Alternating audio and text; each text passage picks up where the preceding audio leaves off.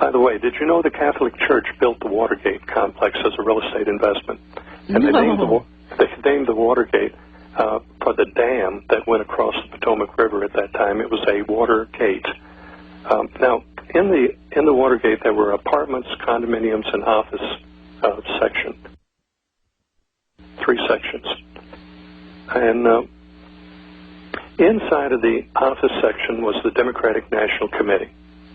The FBI found a link between the Democratic National Committee and the White House and a call girl operation, prostitution, that was across the street from the Watergate. I think it was the Plaza condominiums. I'm not sure. I don't remember that. But it was right next to the Holiday Inn that was across the street. The FBI wanted to go in to the Democratic National Committee and find out what they knew. The CIA was also very interested in the breach of security between the prostitutes and the White House. That's how E. Howard Hunt got recruited and Gordon Liddy got recruited to go in there, and they called themselves the Plumbers. They were going to go into the Democratic National Committee to stop the leak, the Plumbers. So here you had the CIA, the FBI, wanting to do this, and the key man was John Dean III. John Dean. We're going to come right back after this 4-minute break. Our guest today is A.C. Griffith, and we're going to see how this leads into the aerosol crime issue, aerosol program of some sorts that the U.S. government has, and it has already killed people. We'll be right back after this 4-minute break with A.C. Griffith. Stay tuned.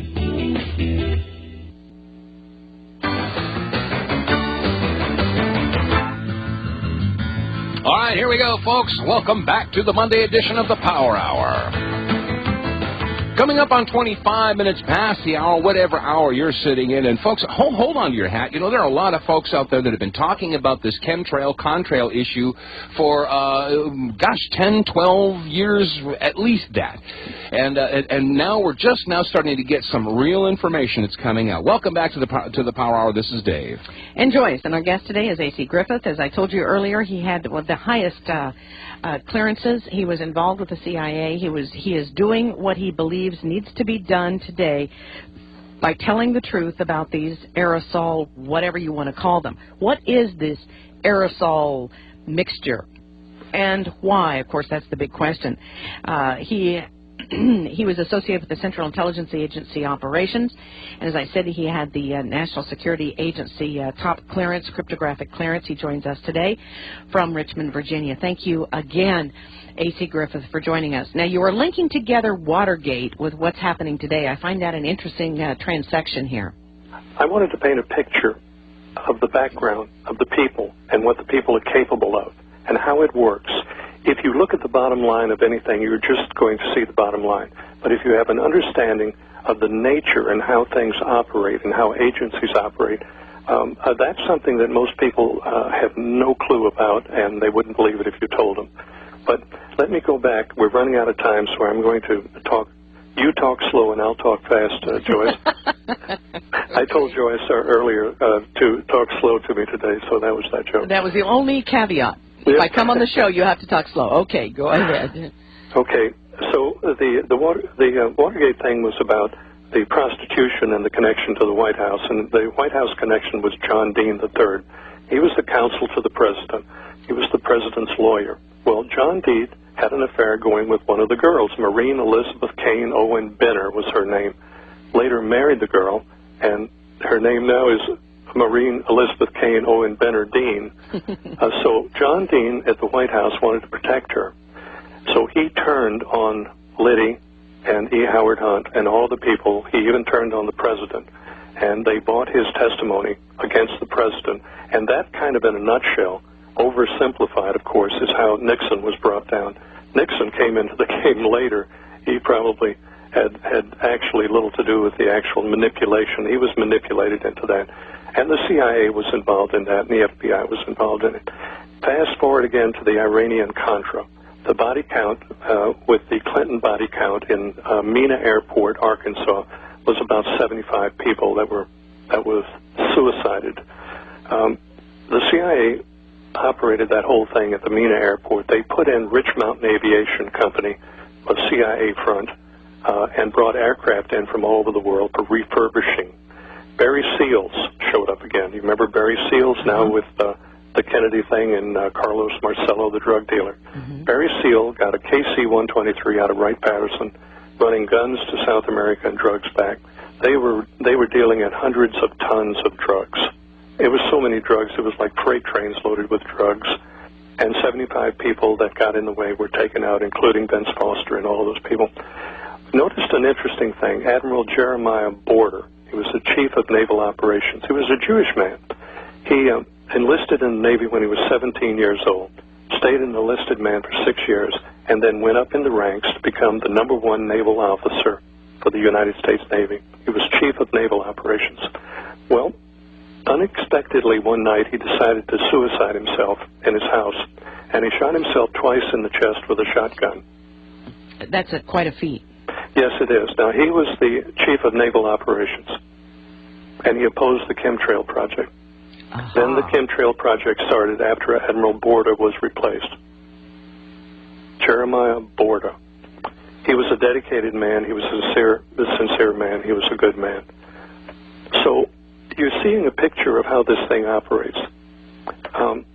The CIA finances projects with monies earned elsewhere.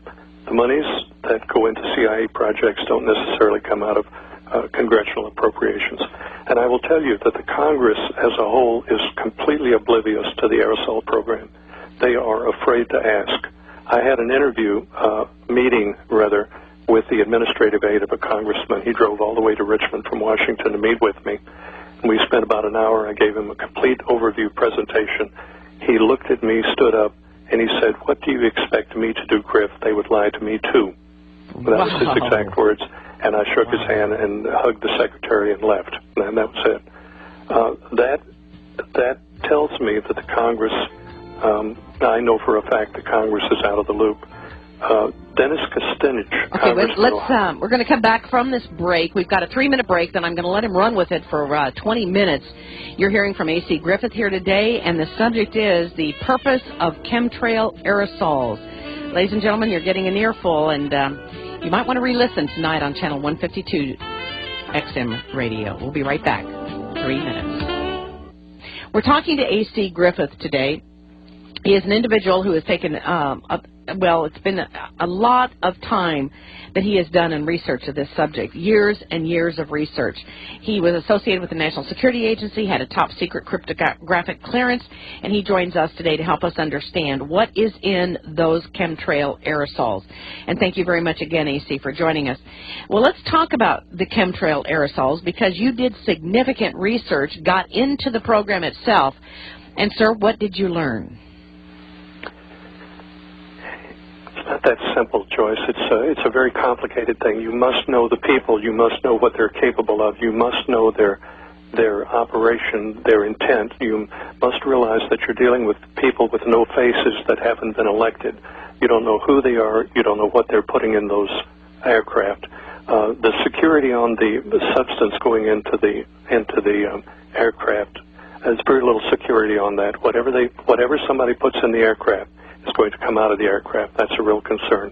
The Environmental Protection Agency has been told to keep their nose out of it. On the state levels, the state various here in Virginia, it's the Department of Environmental Quality. I was told by high people in that they were told to leave it alone. Don't look at it. Don't look at the air quality when it comes to the aerosols. Look at talk about ozone levels and things like that. Well, you mentioned that you had talked to one congressman, and then you mentioned Representative Kucinich as we were going to the break. Yes, he introduced H.R. 2799, I believe that was it, and it was he was called aside and told to take it out, and he did, and he got very quiet about it. I can't tell you enough that this is a very dangerous thing to get into. It's very dangerous to talk about this. As long as people talk about the normal stuff on the internet, they're okay. The agencies have been told to leave this alone. Now, as in the Watergate and some of these other projects that I mentioned, everybody involved thought they were doing it for some reason, some different reason. They didn't know what it was about. everybody was going in different directions, and that's the same